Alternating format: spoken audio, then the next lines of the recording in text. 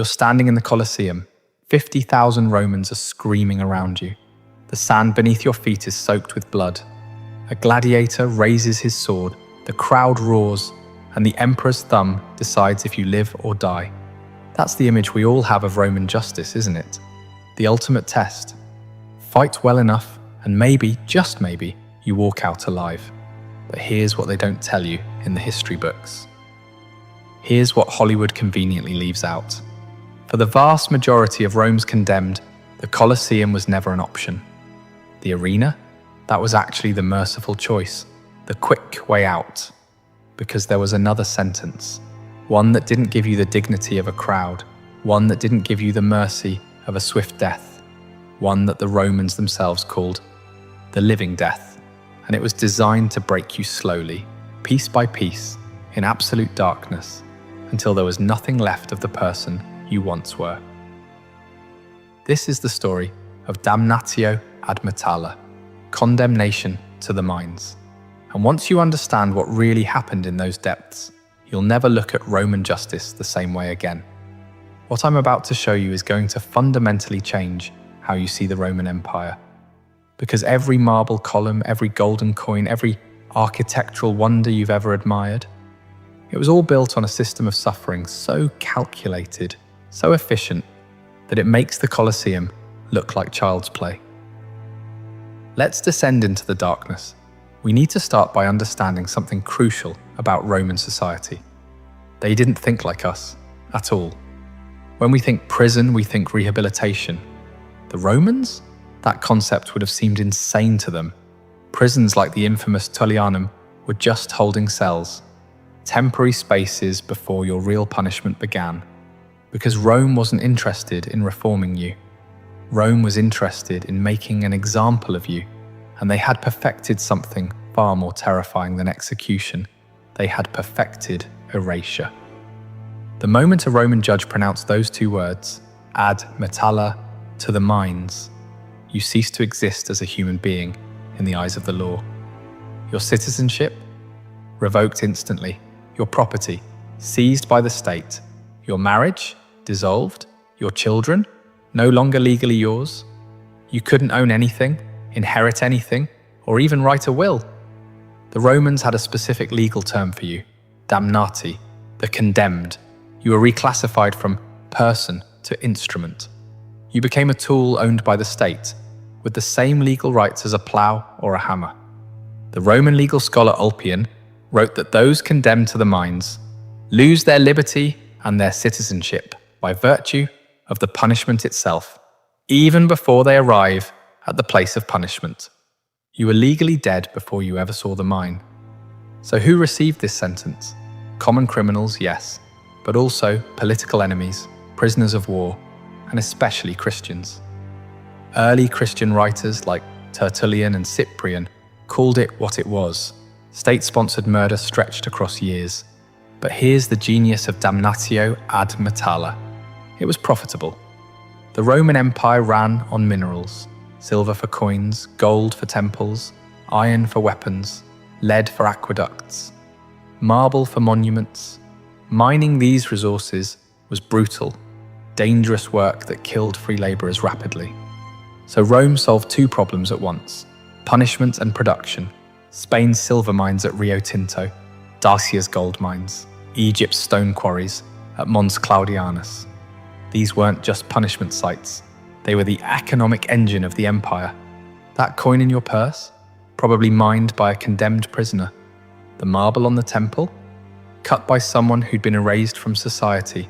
The empire's glory was quite literally built on the slow death of the forgotten. What you're about to hear next has been deliberately left out of history. The textbooks won't tell you this. If you believe these stories need to be told, hit subscribe now, because what comes next is going to show you the true horror of Rome's forgotten punishment. Your sentencing is over. Ad metalla. Now begins a journey that would be the last time many would ever see the sun. You'd be chained at the neck and ankles, then attached to a line of other condemned prisoners. If sentenced in Rome to the Spanish mines, you were looking at an 800-mile journey, on foot, in chains, for weeks. The guards didn't care if you kept up. If you fell, you were dragged. If you couldn't be dragged, you were beaten. If you still couldn't move, you were executed on the spot. Entire convoys arrived at mines with 30 to 40% fewer prisoners than they started with. The historian Diodorus Siculus described how the newly condemned would arrive at the mines already half dead from the journey, their spirits broken before they'd struck a single blow against the rock. Then you'd arrive, and the first thing that hits you is the smell.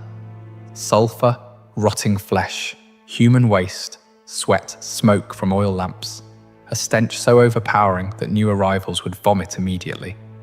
Then you see the workers, hundreds of prisoners, barely recognizable as human. Skeletal remains from Roman mining sites show shattered vertebrae, deformed bones from malnutrition, lungs coated in silica dust. The Greek geographer Agatharchides visited the Egyptian gold mines and wrote, "Those condemned to the mines are worked continuously, both by day and by night.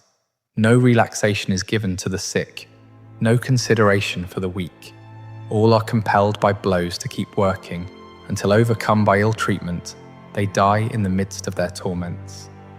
These wretches deem their future more dreadful than the present, and they long for death as more desirable than life."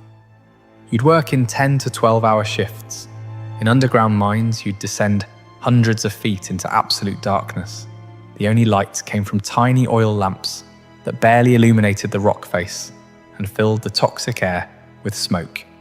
Temperature underground could reach 120 degrees Fahrenheit. Combined with humidity, men collapsed from heat exhaustion within hours. You'd be given basic tools, a small pick, a hammer, sometimes just your bare hands. Your quota was impossible, amounts that required you to work beyond physical capacity. And you'd work chained, always chained, connected to other prisoners, coordinating every movement. The chains served multiple purposes, preventing escape, but also ensuring that if the mine collapsed, which happened constantly, multiple prisoners would die at once. The Romans calculated that the loss of one prisoner was acceptable, but chains were calibrated to ensure group casualties. The air itself was poison. Silica dust would coat your lungs. There's a disease called silicosis, where dust literally turns your lungs to stone. You'd start coughing blood within months. Within 2 years, you'd be drowning on dry land. Cave-ins were constant. The Romans used fire setting, heating rock faces with fire, then throwing cold water on them to create fractures. This destabilized everything. Entire sections would collapse without warning. When cave-ins happened, the Romans wouldn't mount rescues. They'd just seal off that section and open a new shaft. The collapsed tunnel became a mass grave. Archaeological excavations at Rio Tinto have found human remains still in chains, still holding their tools, buried exactly where they fell 2,000 years ago. The food? 1 meal per day. Diodorus described it as a small portion of bread and even less water. Approximately 1,200 to 1,500 calories, while performing labor that burned 4,000 to 5,000 calories. You were being slowly starved while working yourself to death. Prisoners lost 30 to 40% of their body weight in the first 6 months. You'd watch strong men become shadows, watch them collapse, watch them die. The barracks were called ergastula, the same word used for livestock pens. Underground chambers with no ventilation, no sanitation. You'd sleep in chains, packed with dozens of others, lying in filth. Disease spread like wildfire, dysentery, typhus, infections from untreated wounds, no medical care. If you got sick, you worked until you couldn't, and then you died. Average survival time? 6 months to 3 years. Very few lasted longer. This was the punishment. This was the point. Maximum labor, maximum suffering, efficient, profitable, hell on earth. Who were these people? The Romans kept meticulous records of everything, except the damnatio. They were erased so completely that we don't even know most of their names, but we have fragments.